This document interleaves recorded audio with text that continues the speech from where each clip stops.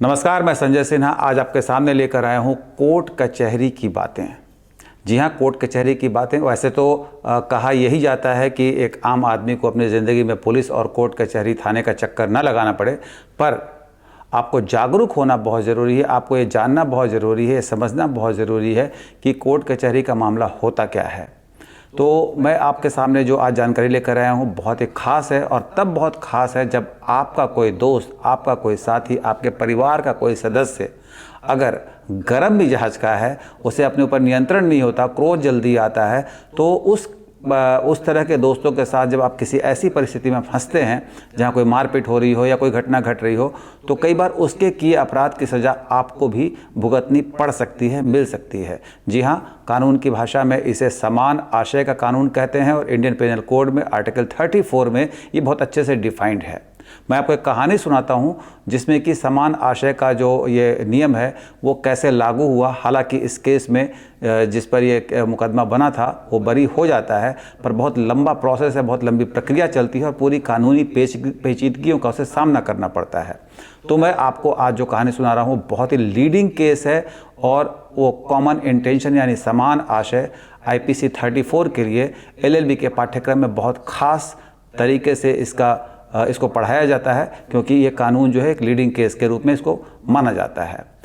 कहानी बहुत पुरानी है, 1943 की है, यानी 1943 की कहानी है, आज़ादी से पहले की है। और कहानी को आप सुनिएगा, बहुत थोड़ा सा नाम इसमें ऐसे आएंगे जो आपको लगेगा कि आप भूल न जाएं। तो आप देखिए, इस कहानी में कुल 4 कैरेक्टर हैं: मोहम्मद शाह, महबूब शाह, वली शाह और अल्लादाद।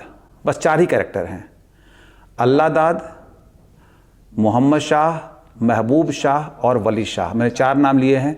तो कहानी ऐसे शुरू होती है कि मोहम्मद शाह जो है उसका अपना एक खेत है, और उस खेत में कोई फसल है या घास है, उसको काटने के लिए एक दिन अल्लाहदाद पहुंच जाता है। अब अल्लाहदाद का खेत नहीं है, खेत है मोहम्मद शाह का, और वो जो है सो अल्लाहदाद नामक एक व्यक्ति वहाँ पहुँच जाता है और वो खेत से घास काट लेता है, अपने बोरे में भर लेता है। जाहिर है उसके घर में मवेशी होंगे तो उनको खिलाने के लिए उसने काट लिया वो। पर दूसरे के खेत से कोई सामान, कोई चीज़, कोई फसल को काटना चोरी तो है ही। तो मोहम्मद शाह जिसका खेत है वो विरोध करता है, देख लेता है वो, तो विरोध करता है कि अल्लाहदाद, तुम मेरे खेत से फसल या घास क्यों काट रहे हो। अब इस पर दोनों में कहा-सुनी हो जाती है, बहस हो जाती है, और बहस जो है बढ़ते बढ़ते मारपीट का रूप ले लेती है। तो अल्लाहदाद जो है वो मारपीट करने लगता है किसके साथ? मोहम्मद शाह के साथ। अब देखिए कहानी में कहाँ से पेच फंसना शुरू है। मोहम्मद शाह जब झगड़ा हो जाता है, मारपीट शुरू होने के बाद मोहम्मद शाह जो है वो आवाज़ देता है। जब हमारे साथ किसी की लड़ाई हो जाती है, कई बार सड़क पे भी हो जाए या कहीं भी हो जाए, तो हम अपने बचाव के लिए लोगों को बुलाते हैं, तो वो आवाज़ देता है, बचाओ बचाओ, मुझे अल्लाहदाद मार रहा है। तो पास के ही खेत में उसके परिचित रिश्तेदार या दोस्त, जो कि मोहम्मद शाह के दोस्त थे, वो 2 लोग वहाँ पहुँचते हैं। उनमें एक हैं महबूब शाह और दूसरे हैं वली शाह। अब देखिए जो मतलब कानूनी पेचीदगियों में हम चल रहे हैं, इसलिए हम ये डिफ़ाइन नहीं कर रहे कि उनका आपस में रिश्ता क्या है। वो तीनों आपस में ऑब्वियसली रिश्तेदार भी होते हैं। पर मोहम्मद शाह की इस आवाज़ पर बचाओ बचाओ, महबूब शाह और वली शाह 2 लोग पहुंचते हैं वहां पर। वली शाह जो है वो थोड़ा गर्म मिजाज का आदमी है, और जब वहां पहुंचता है बचाओ बचाओ सुनकर, तो उसके पास एक बंदूक होती है, तो वो बंदूक कंधे पर लटका कर वहाँ पहुँच जाता है। वहाँ आकर देखता है कि अल्लाहदाद नामक जो व्यक्ति है वो मोहम्मद शाह के साथ मारपीट कर रहा है, और उसको पीटा है उसने।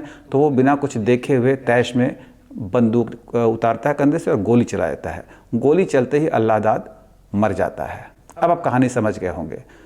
अब किसी की हत्या हो जाती है किसी भी परिस्थिति में, तो जाहिर है कि वो कोर्ट कचहरी का मामला हो ही जाएगा। तो कोर्ट कचहरी का मामला हो जाता है। अब इसकी सुनवाई होती है लोअर कोर्ट में। वहाँ पर पहली बार समान आशय का जो केस है वो लगता है, कॉमन इंटेंशन। महबूब शाह कहता है कि मैंने तो गोली चलाई नहीं, पर कोर्ट ये मानने को तैयार नहीं है। कोर्ट का कहना है कोई फ़र्क नहीं पड़ता है गोली किसने चलाई, आपके साथ जो व्यक्ति आया था वली शाह, उसने गोली चलाई थी, पर इसमें ऐसा लगता है कि आप दोनों साजिशन वहाँ पर आए थे और आपने मिल करके हत्या की है। तो यहाँ पर एक कानून लगता है जो धारा 34 में 34 में इसको डिफाइन किया गया है, वो है समान आशय, कॉमन इंटेंशन। तो वो धारा वहाँ पर लगती है, और उस धारा के तहत महबूब शाह और वली शाह दोनों को सज़ा हो जाती है। अब देखिए इसमें क्या पेचीदगी है। वली शाह जो है गोली उसने चलाई है, उसमें महमूद शाह जो है वो गोली उसने नहीं चलाई है, पर कोर्ट में दोनों को बराबर का हिस्सेदार माना जाता है अपराध में। खैर, जैसा होता है कि लोअर कोर्ट में सज़ा पाने के बाद महमूद शाह जो है वो जाता है प्रीवी काउंसिल, यानी तब हाई कोर्ट, तब हाई कोर्ट मतलब प्रीवी काउंसिल होता है, उच्च न्यायालय जो है वो वहाँ जाता है, अपील करता है और वो कहता है कि मैं दोषी नहीं हूँ क्योंकि मैंने गोली नहीं चलाई है, गोली मेरे दोस्त वली शाह ने चलाई थी और उसके द्वारा जो गोली चलाई गई है जिससे कि अल्लाह दाद की मृत्यु हुई है, उसके लिए मैं जिम्मेदार कैसे हो सकता हूँ।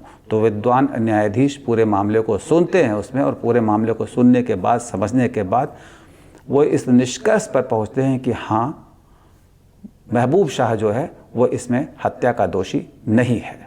अब देखिए पूरी बातचीत में, पूरे बहस में, पूरे जिरह में कई बिंदुओं पर चर्चा होती है, जिनमें सबसे इम्पॉर्टेंट चीज़ है कॉमन इंटेंशन। तो कॉमन इंटेंशन में क्या डिफाइन किया जाता है कि क्या जो दोनों दोस्त थे, दोनों तय करके आए थे कि हम जो भी वहाँ पर कुछ होगा हम उसमें गोली मार देंगे? क्या दोनों के मन में एक ही विचार चल रहे थे कि इसको गोली मार देनी चाहिए? क्या दोनों ने साजिशन सब कुछ किया था? तो ये सारा कुछ डेफिनेशन के तौर पर आता है, और डेफिनेशन के तौर पर जब वो आती है बात, तो ये पाया जाता है कि नहीं, वली शाह जो है उसने तैश में भले गोली चलाई हो, पर महबूब शाह को इसके बारे में जानकारी नहीं है कि उसके मन में क्या चल रहा है। महबूब शाह ने यही अपने जिरह में, अपनी बहस में यही बात उसने कही भी थी कि उसके दिल में अगर गोली चलाने का भाव था तो मुझे नहीं मालूम था कि वो गोली चलाने जा रहा है, वो ऐसी कोई हत्या करने की साजिश रच रहा है या ऐसा कुछ कर देगा गुस्से में। तो इस पर काफ़ी लंबी चौड़ी बहस होती है, और बहस के बाद ये निष्कर्ष निकलता है कि कॉमन इंटेंशन जो होगा उसके क्या क्या आधार होंगे।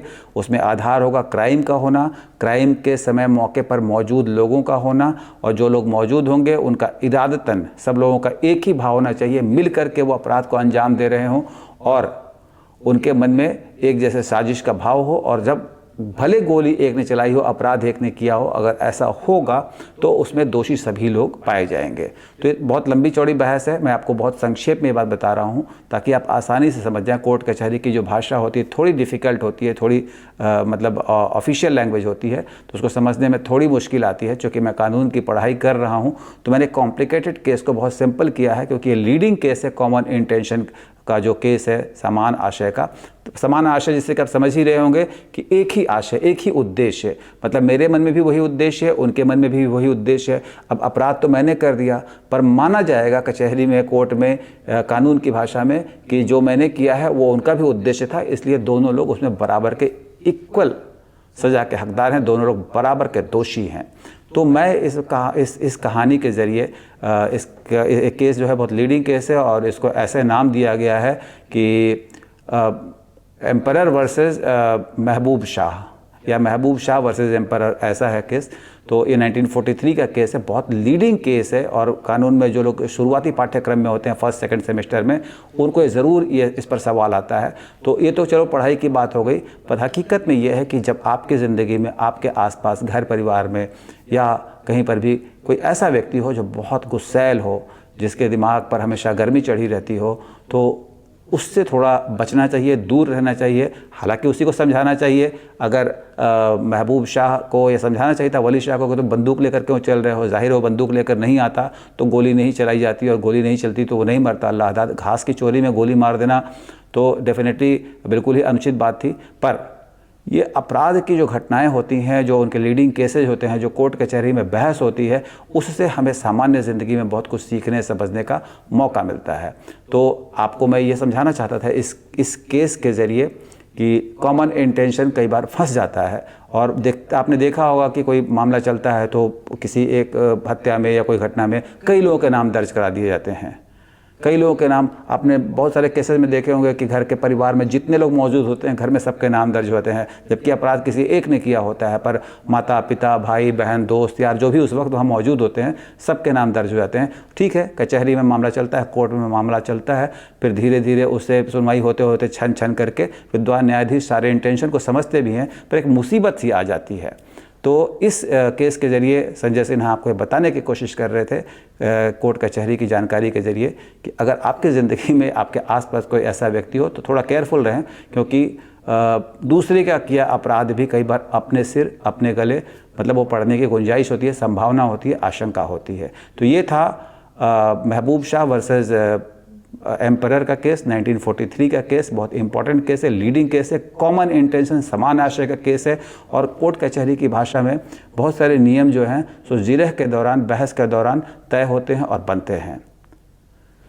तो ये आपको जानकारी कैसे लगी इसके बारे में आप हमें कमेंट करके बताएं। और मैं बहुत बार रिक्वेस्ट कर रहा हूं कि आप लोग मेरे YouTube चैनल को लाइक करें, सब्सक्राइब करें। तो अब मैं इस तरह से आपके सामने, चूँकि मैं कानून की पढ़ाई कर रहा हूं, तो आपके सामने कोर्ट कचहरी की जानकारी लेकर, वो जानकारी लेकर आता रहूँगा जो जानकारी हमारी आपकी ज़िंदगी में असर डालती है। तो अभी के लिए इतना ही। अपने दोस्त संजय सिन्हा को विदा दें, फिर आऊँगा, जल्दी आऊँगा। नमस्कार।